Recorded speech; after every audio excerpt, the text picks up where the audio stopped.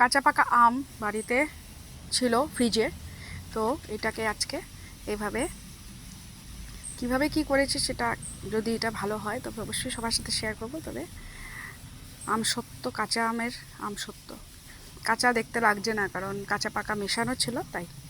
তো এটাকে এখন রোদে দিয়ে রেখেছি। উপর থেকে যে দেখছো এগুলো সব চিলি ফ্লেক্স, মানে এটা একটু ঝাল ঝাল মিষ্টি মিষ্টি টক টক সেরকম হবে। জানি না এটা হবে কি না, অনেক মেহনত তো লেগেছে এটা করলাম যে। আম অনেকটাই ছিল কিন্তু এরকম অল্পই হয়ে গেছে।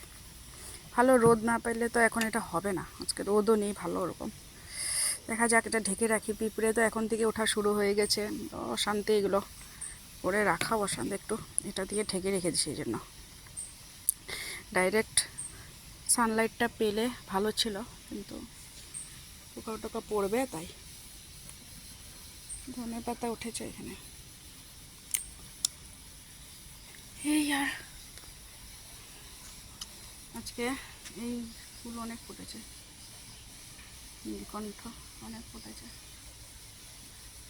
এটা রিঙ্কিদের বাড়ির থেকে আনা নীলকণ্ঠ গাছটা, হয় টুকটাক ফুল, খুব বেশি না হলেও। এখানে সাদাটাতেও হয়েছে, অপরাজিতা সাদাটাতে।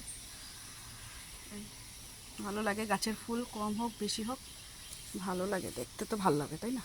এখানে ব্রেড বাটার খাচ্ছি, খেতে খেতে মনে পড়েছে এটা দেখানো। আর এই দেখো, চেলে নিতে লাগে না আমটাকে, তো আমটাকে চেলেছি, এখান থেকে এরকম বের হয়েছে, মানে কাঠটা চালার পর এরকম বের হয়েছে।